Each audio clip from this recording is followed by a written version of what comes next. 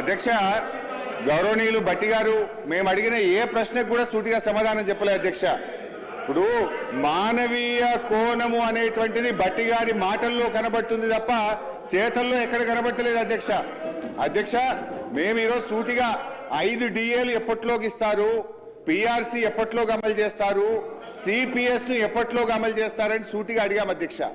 వారు ఎంతసేపు గత ప్రభుత్వం మీ గవర్నమెంట్ వచ్చి 2.5 ఏళ్ల తర్వాత కూడా ఇంకా గత ప్రభుత్వం మీదనే పడి ఏడుస్తారు అధ్యక్ష.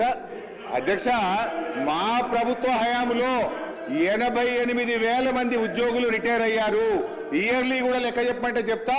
BRS 9 ఏళ్ల కాలంలో 88,000 మంది ఉద్యోగులు రిటైర్ అయితే వారందరికీ పెన్షన్ బెనిఫిట్లు మేము ఇచ్చాము. మీరు ఎప్పట్లోకి ఇస్తారో చెప్పండి. సో ఈ ప్రభుత్వం పెన్షన్ బెనిఫిట్లు రిటైర్డ్ ఉద్యోగులకు ఇవ్వడం పట్ల, PRC DA విషయంలో, CPS విషయంలో ఉద్యోగుల పట్ల మోసపూరిత వైఖరికి నిరసనగా BRS పార్టీ తరఫున తీవ్రమైన నిరసన తెలియజేస్తూ వాకౌట్ చేస్తున్నాం అధ్యక్ష.